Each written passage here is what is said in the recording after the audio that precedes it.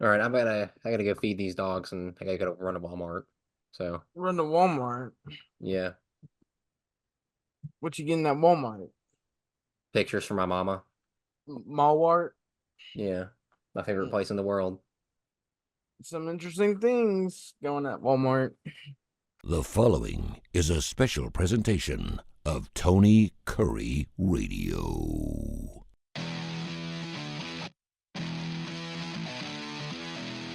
Hello everyone, welcome in students to the game. My name is Alex Baumann, and I'm joined by my co-host today, Nathan Glidewell. We got some college football 25 to go over the video game, and then we're going to go through the NFL schedule that was released last week. But before we get into either of those, it came out last Thursday, I believe. It's a food item. Had to have it on the show. It, it's a whole thing, Nathan. I know you can't. You're on a diet, so this is really not your forte here. But the Mr. Beast box comes out at Zaxby's. It includes chicken fingers, fries, cheddar bites, Texas toast, Zax sauce, and a new formulated milk chocolate bar that's Mr. Beast Feastables bar, as well as a fountain drink. As I mentioned, Nathan, you are on a diet, so I don't think you're going to try this, No. unfortunately, because it is one of the better food items we've had on the show, I think. Oh yeah, no. If I wasn't on a diet, I would definitely try this. This is like right up my alley. But yeah, can't have it right now. What are your thoughts on the Zaxby's and Mr. Beast collab here? Do you think it's better than the Travis Scott McDonald's one, or you think it comes a close second? I think the Travis Scott McDonald's collab was iconic ahead of its time. I don't think anything's ever gonna match that. But Mr. Beast box, that's pretty big. And I like the way Mr. Beast is kind of networking here. You talk about, I mean, we were on the show talking about how he got his patch on the Charlotte Hornets jerseys a few months ago, and now he's going into food. Of course, he already had his own food brand, Mr. Beast Burger, and all that. But now he's expanding to work with different companies, and he's just ahead of his time with how much money he makes through all of this. It's pretty insane. Not to mention his success on YouTube. But he just continues to have success outside of that as well. Yeah, I don't think anything's going to beat the Travis Scott thing, just with the virality of that coming out of COVID. And you would go on TikTok and it would be the Travis Scott meal, people ordering it at McDonald's and all those viral clips of it. I haven't seen Hmm. anything with the Mr. Beast box, anything viral coming of that. But you can't ignore Mr. Beast YouTube subscribers, 259 million, second most behind T Series, which is a record label in India. So he has the reach. There's no doubt he has the audience. I mean, this is a big thing for Zaxby's to grow their brand, but also Mr. Beast to grow his brand because people are going to try the Feastables bar that comes with the Zaxby's meal. And if they like it, they're going to go get more Feastables. They're going to go to Walmart or wherever they're sold and go get it because they like it in the Zaxby's meal. So I think it works for Mr. Beast as well as Zaxby's. It grows both their brands, brings in a lot of profit. And if they do release the numbers, I'd be interested to see how much money each of them make just off this in general. And it is pretty cheap. I know it's not what it used to be, but $13 for what you get in this box, I think is fairly a fairly good price. All right, moving on to the college football 25 discussion, the video game coming out. It was announced it's going to be coming out on July 19th on PlayStation 5 and Xbox Series X. So no, I guess old gen is what they call it now. No PlayStation 4, Xbox One, and none of that. There will be no college football 25 on those. And you can get 3-day early access for pre-ordering the deluxe or MVP versions of the game. And the cover athletes were Travis Hunter, Quinn Ewers, and Donovan Edwards. Nathan, I just throw those cover athletes off to you. Do you think those were the right choices to be on the cover of the new revamped college football video game? They got Quentin Ewers right. Um, Donovan Edwards being included on the cover, that is a mystery to me. I wasn't expecting that. And then Travis Hunter. Travis Hunter is one of those guys you could expect to be on there. Does he deserve to be on there? No. But because of how much NIL he makes, how much attention he has drawn to the Colorado brand and college football as a whole, I mean, you kind of had to expect for him to be on the cover. I mean, that's the standard edition cover. You go like the deluxe edition, they have Quinshon Judkins, Jalen Milroe. So it's not like those are the only three athletes that are the main focus. But I mean, let's be honest, Travis Hunter was guaranteed to be on the cover whenever Colorado and Deion Sanders had their whole spiel last year. Um, Donovan Edwards, I think, was the biggest mystery to me. But like with Blake Corum leaving, Donovan Edwards, I mean, he didn't have a terrible season last year. He won a national championship. It's just weird to see him on the cover over some other players currently in college football. I think it just came down to they wanted to have Michigan represented on the cover because they did win the national championship. And all of Michigan's teams basically went to the draft. J.J. McCarthy, Roman Wilson, you mentioned Blake Corum, their offensive linemen, and you're not going to see an offensive lineman on the cover, but they had some pretty good ones. A lot of their defense is gone. I guess you could have argued Will Johnson to be on the cover over Donovan Edwards, but realistically, I think Donovan Edwards is more recognizable, especially up north than I think Will Johnson would be. It just came down to I think the company EA Sports wanted to have the national champion represented, and Donovan Edwards was really the choice they landed on. And good for him. I think the seasons he's had in the past, backing up Blake Corum, it shows he can be a number one guy, and he will. I think he'll show it this season. And with Travis Hunter, I'm surprised he wasn't Shedeur Sanders, considering what's going on with him and Dion, like you mentioned, Nathan. But Travis Hunter, his following on social media and all that stuff, I think, like you said, there was no surprise he was going to be on this one or the deluxe edition. Quinn Ewers, once again, was not surprised here. He's going to be a Heisman candidate this year, and he's proven year after year he's improved. And it's Texas. They're going to get a player on the cover, one of the most popular brands in college football, if not the most popular. So they had to get the guy on there, and Quinn Ewers is basically the face of that program right now. So you look at the pricing here, Nathan. The standard edition's about $70. The deluxe edition's $100, and that comes with the early access and a few extras when it comes to Ultimate Team stuff, which is going to be a mode we're going to talk about later on. And the MVP edition, $150, comes with early access, all the stuff that's included in the deluxe version.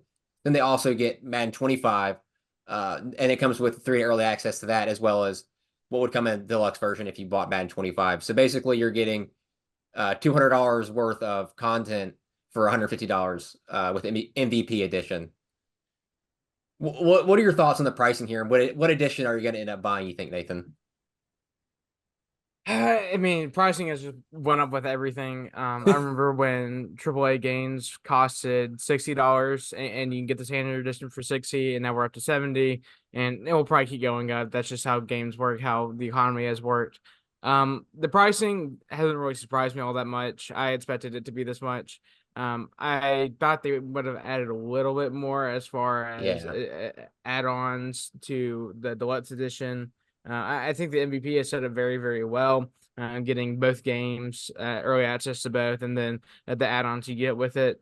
But then you look at the deluxe edition, it kind of feels empty for spending $100. You think you get a little bit more out of it. But at the end of the day, I look at it like I don't really play Madden anymore. Madden's kind of the game of the past where EA some reasons has ruined it for the most part. And why I still do enjoy playing Madden from time to time. I'm not gonna sit here and spend $150 on a game that I'm not gonna end up playing. So I'm probably gonna end up getting the deluxe edition. It will come with everything I need to start out with college football 25. But it's still a lot of money. It's still a big decision to make. So and I don't think I'll end up spending any money pre-ordering this game until actual gameplay comes out, because if it turns out this game is just like Madden, then I might just not play it at all.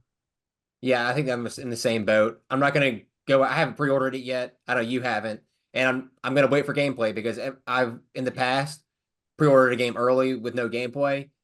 NBA 2K, it comes to mind when I say that, and when I get the game, it's not even remotely what was told it was going to be advertised as. And it's a huge disappointment. It feels like I wasted money. So I think, especially with this game coming out for the first time in 10 years, I'm going to be a little bit weary, and I'm going to wait for the gameplay to come out, see what it looks like. If it looks good, read some of the reviews from actual people and not people that are paid by EA to give them good reviews. And then when it comes to if I'm going to get the MVP edition, if there's an ability to see Madden 25's gameplay before I have to pre-order College Football 25, I will definitely look at that because, like you point out with Madden in years past, especially this year, I mean, once again, the gameplay, horrendous, not even remotely realistic or competent gameplay to where you're like, yeah, I'm playing a football game. No, you're really not. You're just playing pray works out for you. So I'm hoping that both these gameplays come out in due time before I have to pre-order the College Football 25 video game, because I'll be really disappointed if I order the College Football 25, pre-order it, the deluxe edition, and then 2 weeks later they release the trailer or the gameplay for Madden 25, and read the reviews, and it turns out it's one of the better Maddens. I'll be extremely disappointed, and I would not be surprised if EA does that to people just to force them to make that decision to buy the $150 edition and pray it works out. But I've fallen victim to that so many times. I don't know if EA is going to get me one more time, but we'll see. I think right now I'm looking at the deluxe edition, but like you mentioned, I wish there was a lot more. It's a safe pick. It's a safe pick to not go ahead and spend $150 and then get burnt at the end. But like the 3-day early access is enough to warrant you spending a little bit more money, because if everyone else is playing it before you, then you kind of feel like you're behind and you got to watch everyone else play it. I just cannot buy the standard edition and just wait. It's too hard. Yeah, I think with other games, like if it was 2K or something like that, I could afford to wait the 3 days. But with this game, like we've mentioned, coming out for the first time in 10 years, and it's going to be everywhere. You're not going to be able to miss people talking about streaming it, having videos on it. So there's just no way I can wait 3 days with other people having the game and watching videos and not have it in my hands playing it. So talking about the modes here, Nathan, there's going to be the classic Dynasty mode back. Players create a coach, pick one of the 134 FBS programs. They got all 134 in there. Establish a coaching staff and build from there. Recruiting will encompass both high school prospects and the transfer portal for the first time, so they did include that. And then players can also create a new school through Team Builder. I unfortunately have little experience with that. I know it was back in the old NCAA 14 days, but I never really was able to do that when I got into it. I didn't understand it. I was 12 years old, so it was a little bit foreign to me. But I will definitely look into that going forward. And online Dynasty mode will allow up to 32 players to play. So basically, a full Madden franchise, so to say. So that's the first mode. Then you got another mode, Road to Glory, that's also back. You'll create an individual player, go through the college career, and players will have to manage their weekly schedule, GPA, image, as well as earn the coach's trust to earn more playing time, and also have the option of entering the transfer portal. And I would assume that's going to be a fun thing to do when you're playing that mode, is hit the portal, see what happens in there and what they've added in, what it looks like. Like, do you get a virtual phone call or a text or something from a coach offering you an NIL package or something? I'll be interested to see how that looks. And then one of the new modes is Road to the College Football Playoff. It's an online format that EA describes it as a feature. Will you represent your university or take a power school to climb the polls, earn rank by upsetting the toughest opponents and securing the votes? You need to progress and level up divisions, play your way into the playoffs, and battle for the national championship. The way I'm reading that, you may start out in like a D2 FCS type level and maybe work your way up. I don't know, or work as more of a group of 5 school or something like that and work your way up. I have no clue. I'm once again interested to see what that looks like in the game, because it is a new mode. And then the last thing, the Ultimate Team, it'll be in the game, common feature in Madden and all that. Really hope it's better than what Ultimate Team's been in the past for Madden, and especially what my team has been for 2K. I know 2K is run by a different company, 2K being that 2K Take-Two Interactive. It's not EA, but Ultimate Team, my team game modes have been pretty poor since 2020, I think. So yeah, I hope would they say get around that right. So Nathan, you read those 4 modes. Which one are you most excited for, and what will you dive into first as you load that game in?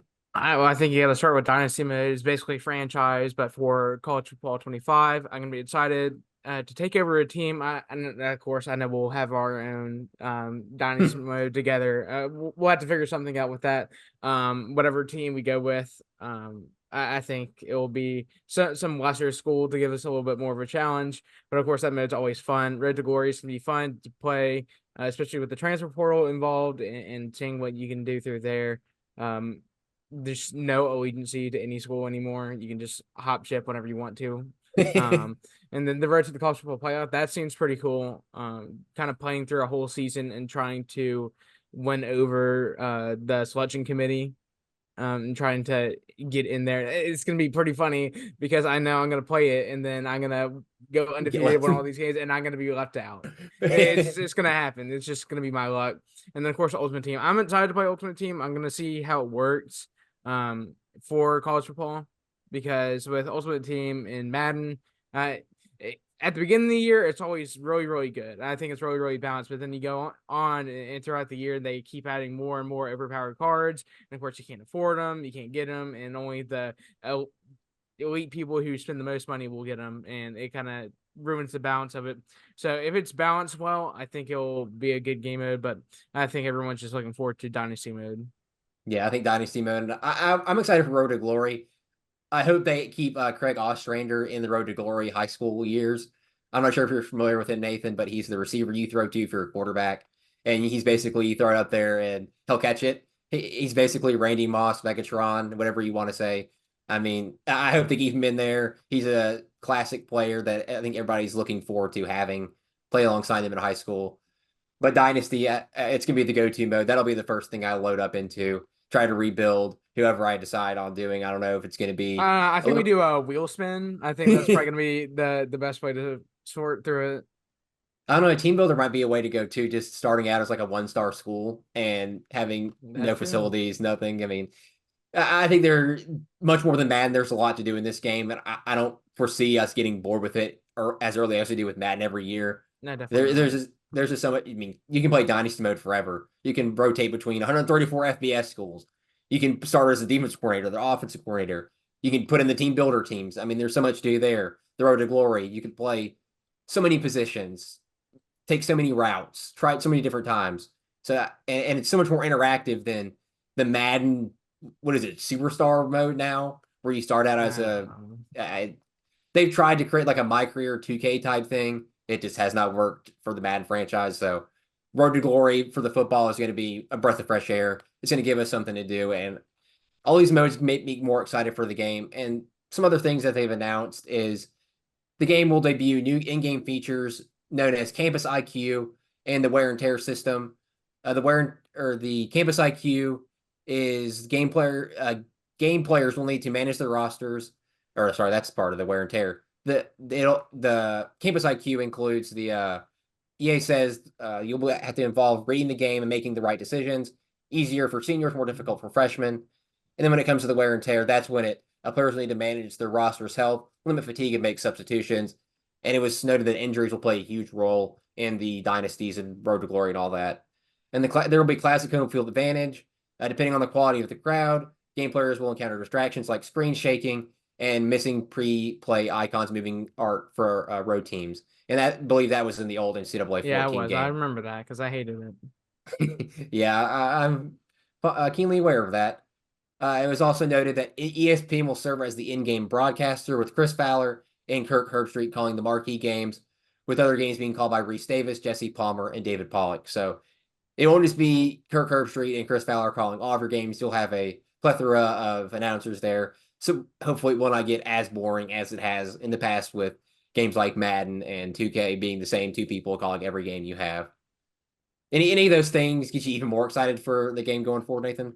I think the different announcer crews are cool. I mean, I think at the end of the day, you might want to see a little bit more variety. Like you get people from CBS, you get Brad Nessler and good old Gary Danielson, or you get a guy like Gus Johnson to come in. Dude, I would love that. I mean, it would be something else. You're Gus Johnson streaming at you while you're going to score a touchdown or something like that. I'm saying that would be pretty cool. But the fact that they have different announcer crews in the game already is a cool feature to me.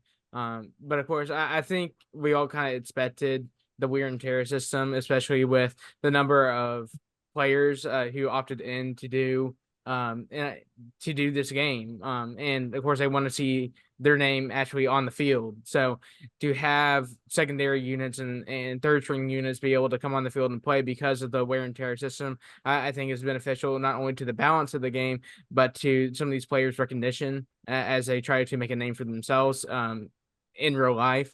And then, of course, the campus IQ, I think that's just a automatic thing where it should be affecting. I mean, honestly, it should have been in past games. Yeah. But I think it's more prevalent now as we watch these freshmen come in and go ahead and start.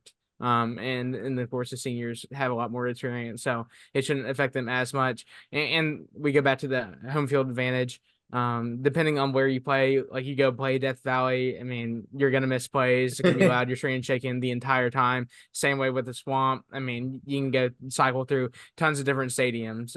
But that's always been a cool feature. Yeah, I think the in-game crews will probably be updated, hopefully, as the game gets progressively, they keep putting more games out. You'll probably get the Fox crew. I would assume that would be the next one they go after because you're going to get Big Noon. I would assume that'd be something they want to be interested in as you Oh, that would get be Gus Johnson. insanely cool. Yeah, you could get. I would assume they're going to have College Game Day be some sort of part of the pregame. Like you can probably skip it, but there will probably be like a pregame preview thing. I would hope since they're going to have Reese Davis. When it comes to the campus IQ, like you mentioned, I think that needed to be in past games because from experience playing NCAA 14, I would just go get the freshman, the incoming freshman quarterback that had like the 90 speed or something like that and play him over the Mm-hmm. senior. And I think this gives more incentive to play those older guys and develop them instead of rushing the freshman onto the field just because he Yeah. has the good stats. So I think it's a good addition and the home field advantage. I'm excited to see how that varies, whether you're playing in the swamp, like you mentioned, Nathan, or you're playing at a lower D1 school, like a Wyoming who somehow got like all Vanderbilt. this, yeah, all this trailer footage. But it gets me way more excited for the game is seeing all this stuff come out. But once again, have to see the gameplay. That's going to be the big deal going forward. They released their trailer, Nathan. Some things that were noticed is Notre Dame's play like a champion today sign, LSU's win bar, pregame flyovers, Wyoming Steamboat statue, Texas A&M's 12th man towel, Bevo from Texas, Wake Forest's mascot, USC stabbing a sword into the ground at midfield, Penn State's whiteout, Iowa's wave, Alabama's turnover belt, Florida's gator chomp, the Oregon Duck riding a motorcycle, a lot of other stuff there. So they do have some of the nods to college football traditions throughout the game. And I think the one you probably were most excited about was Alabama turnover belt with all those guys on the Oh, field of with it. course. The original turnover belt. It was the beginning of turnover belt before Miami had the chain, before what else is there out? So there's a whole plethora of things that There was a people garbage try. can, I think, at one. I think Tennessee had a garbage Yeah, can at one Tennessee point. did have a turnover garbage can that they went and dunked in. Gosh, that's such a great look for them. I think it's just great that they're putting these traditions into the game, especially with these updated graphics going forward. I believe there's some social media accounts out there that have put comparisons graphic wise and all that of NCAA 14 and their most recent trailer, all the footage that came out from that one. And I think EA's done a great job with this. But for like the fifth time this video, I have to see the gameplay. It can Yeah. look great. It can have all these traditions. It can have all these great announcers. You can tell me it's going to have all these great systems and stuff like that, features. But when it gets to the gameplay, that's what's going to determine if it's a good game or not. Because if it's anything close to Madden, you're going to have a lot of people upset. And it's going to be hard to want them to invest in the game the following year because you've screwed them so many times with Madden and now ruined the beloved college football franchise. Let's hop onto the NFL schedule here, Nathan. Like I said earlier at the start of the video, it released last week. The easiest schedules in 2024 right now. Number one, the Atlanta Falcons had the easiest schedule. They had the second easiest schedule last year, so the NFL really must love the Atlanta Falcons giving them the easiest schedule, even though they did not make the playoffs last year. Number two is the Los Angeles Chargers. Jim Harbaugh gets a easy schedule year one. Number three, the Chicago Bears, same spot they had last year. They had number three easiest schedule. Four, the New York Jets. And the fifth easiest being New Orleans Saints, who had the easiest schedule last year, but somehow managed not to make the playoffs with Derek Carr at the quarterback position. Then hardest schedules in 2024, the Pittsburgh Steelers, who had the second hardest schedule last year. So they're really having a rough time in Pittsburgh with their scheduling. Two being the New England Patriots. Three, the Cleveland Browns, staying at what they were last year. Pretty surprising that they had the third hardest schedule last year and all the injuries they had ended up making the playoffs. So if they can battle through that, I think this schedule won't be as hurtful for them. For fourth hardest being the Baltimore Ravens, then the fifth being the Minnesota Vikings. Nathan, let's focus on the New Orleans Saints here. Oh, of As I course. Why mentioned, not? they Why had the not focus on them? they had the easiest schedule last year and they didn't make the playoffs. Now they have the fifth easiest schedule here. They started with the Carolina Panthers week one, then play the Dallas Cowboys, Eagles, Falcons, Chiefs, Buccaneers, Broncos, Chargers. That's the 2 through 8 weeks. Then they play the Panthers again, Falcons, Browns, had the bye week, week 12, played the Rams, Giants, Commanders, Packers, Raiders, Buccaneers. So pretty tough schedule to start out the season. So what are your expectations for the Saints going into this year with Dennis Allen at the head coach position and Derek Carr at the quarterback? Alex, it's never a good idea to have expectations or hope for the New Orleans Saints. I'm sorry. I've lived through this too many times to get my hopes up and just watch this fall flat on their face. I watched it last year with Derek Carr being a terrible quarterback, Dennis Allen being a terrible head coach, could not play defense. I mean, we should have made the playoffs last year, but we don't catch wide open passes in the end zone. We don't play defense.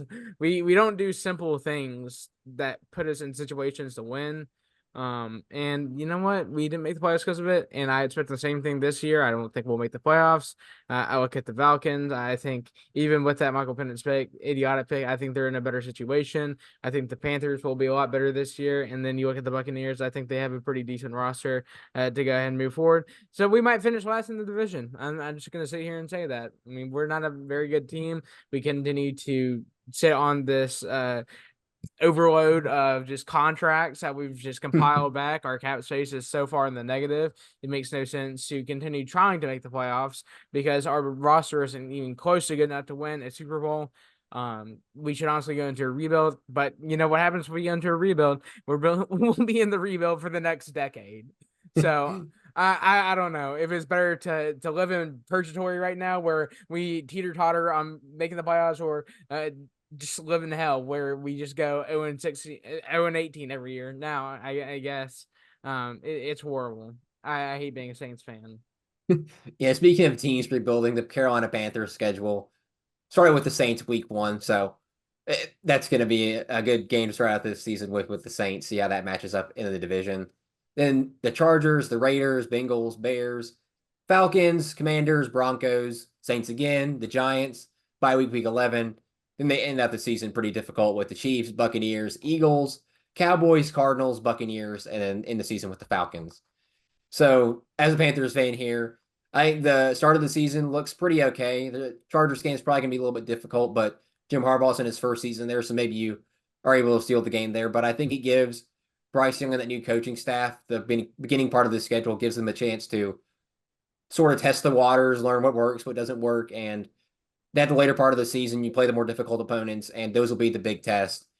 But personally, I'd rather have the big test to start out the season and then have the easier parts because you'll learn a lot from your team in these difficult games like the Chiefs game, like that the Saints have early on, or the Cowboys or the Eagles. I believe it's a Monday night game too.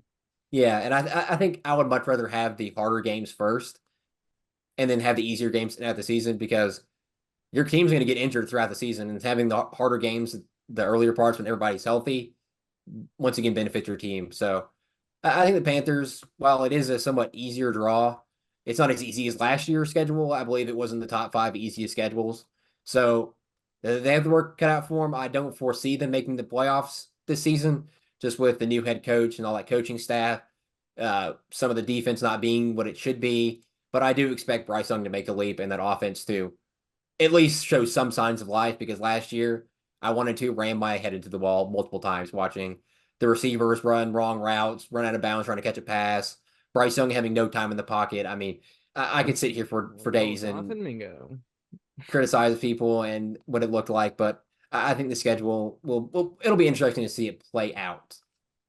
Nathan, I know you've seen all the schedule release videos and social media.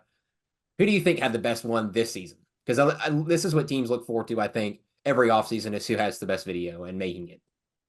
I don't know. I like the Cowboys where they were calling people up on FaceTime and getting their reaction, just random celebrity fans from different teams. I like that one a lot.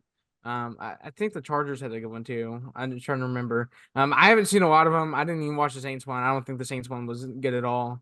I just looked at the comments, so I decided not to watch it. I'm not sure what the Panthers did, but I think I would probably have to go with the Cowboys. Yeah, I'd have to agree. I think the Cowboys did have the best one calling people. I know that's a little bit of an older meme or I guess viral thing to do on TikTok is call people and just not say anything. But the ability to call fans of these teams they're playing, they called Eli Manning for the Giants. They called Don Staley for the Eagles. They had pretty cool, funny reactions. And Don Staley said, yuck. And if you curse words I can't repeat on here, but just seeing the reactions of people was pretty funny. I think they did a great job with that. And the Chargers, I think, come in a close second. They had a Twitter like feed, I think, or something like that. They were roasting players on other teams, and I thought that was pretty funny. I believe the Raiders shot back at them with the roast of Justin Herbert or something. So I look forward to these every year. I haven't watched the Panthers like you haven't watched the Saints, but the ones that are really good catch my eye, and the Cowboys and the Chargers did catch my eye this season. So one thing, or a couple things here, Nathan, is the NFL has scheduled 3 games in 10 days. Hasn't done that for any team of over the last 5 years, but they've done this 9 times this year. Teams this is happening to are the Steelers, Ravens, Texans, and Chiefs. That's a Sunday, then they play Saturday, then they play that following Wednesday. And I believe coincides with Christmas. And then the Bengals, Bears, Saints, Cowboys have the Monday, then they play Sunday, and then they play Thursday. So they have that 3 games in 10 days type of thing. It happens to your Saints. So what are your thoughts on the NFL doing this thing where they have these 3 games in 10 days and they haven't done that for the past 5 years? And for the last 30 years, they've only done it 11 times prior. Well, I think the major thing is having your biggest brands play in prime time every single time. So we're talking about what the Chiefs do, them playing on their, within the 10-day schedule, having them play on Christmas. It's a big thing. Having your biggest brands on prime time is going to improve the NFL money wise, but I think they continue to ignore athlete health, especially the toll it takes on a body to play 1 game and then have to turn around and play a Sunday. If you're playing 3 games within 10 days, your body gets worn down fast. Injuries are more prevalent, and I think they should have taken that more into account when they were scheduling these games, because these rosters are going to end up being depleted by the time they're done with this stretch of games. Yeah, I'm not sure if the NFL Players Association have anything to do with this, if they were able to object to it or not. If they were, I'm surprised they allowed this to happen. Players are going to be injured, they're going to be gassed. I look especially at the receivers having to run up and down the field, the quarterbacks alongside them, run up and down the field, had to play 3 games in 10 days. I mean, that's asking a whole lot of these players. I know they're the top athletes in the world, they're in tip-top shape, but I mean, you can be in the tip-top shape and playing 3 games in 10 days is still going to leave you injured, hurting, sore. I just think it's a bad thing to have going forward, and making it something that stays around. I don't think it's feasible for athletes, for the coaches. I mean, can you imagine having to create game plans around these games? You're not gonna have a lot of time to implement them. So I don't think it's a great thing going forward, and I would not be surprised next season if it's not something that we have much longer. So Nathan, you looking over all these schedules, all the matchups, who do you think? I know it's a long time ahead of what the NFL season, the playoffs, and all that, but who do you think ends up winning the Super Bowl this year? Gosh, this is a hard discussion, a hard topic, especially with you take injuries into account. You take into account the number of games. The scheduling is the biggest thing for me. So I don't think the Chiefs repeat. I really don't think so. Honestly, if I wanted to pick a dark horse team, I'm looking at the Packers and what they were able to do in the offseason. I know they got Josh Jacobs. I know that was a little bit more of a interesting deal to some people, but I think they improved their roster steadily, especially through the draft. I like the way Jordan Love played last season, and I expect him to make an even bigger jump. So, as of right now, dark horse going with the Packers, but I think the Chiefs will definitely be up there as well. The Bills, I don't expect to have the same success they've had past few years. Another team you can consider is the Texans with the jumps they've made. What will they look like next year? D'Amico Ryan's first year was incredible, and CJ Stroud looked like an incredible quarterback. And I think they did a good job through the draft as well, improving some areas they needed to. So I will say the Packers right now as a dark horse team, but honestly, you can take your pick of any of these teams that are on the up and up. I think for me, it's got to be the Texans. I know it's early, but what they've done this offseason, what CJ Stroud looked like last year, even without Tank Dell in the playoffs, he looked amazing. And you bring in Stephon Diggs, you can have Tank Dell back from his injury. You're going to have Nico Collins, who looked amazing last year, finally took that leap with CJ Stroud. You bring in Joe Mixon at the running back position, which I think was one of their weak spots last year, was having the ability to run the football, whether it was with Damian Pierce or Devin Singletary. That was a little bit worrisome for them. The offensive line, still good. The defense, once again, took a step forward, brought in a lot of guys there. Going to have a lot more experience. So I think the Texans do end up taking that leap, and I think they do win the Super Bowl. But like you mentioned, it's early on. There's a lot of teams. I think it's really wide open. Maybe the Ravens finally get over the hump and win it. I don't know. Maybe the Chiefs. We haven't talked about the Lions at all either. Yeah, I don't mean the Lions, even though they gave Jared Goff that huge contract, making the highest paid quarterback, I believe, in the NFL with, I can't even remember the numbers, but it was almost $300 million. So Yeah, I think it's wide open. There's not like a single team you can look at and go, yep, this is going to be a team that steamrolls through the entire NFL and just cakewalks into the championship. I think there's so many teams that are well constructed. And every year there's always those one or two surprise teams that makes the playoffs and makes a run. So, I mean, we could see so many teams perform well and make it to the Super Bowl and win it. All right, that's all the time we have for today. Thank you for listening and watching Students of the Game.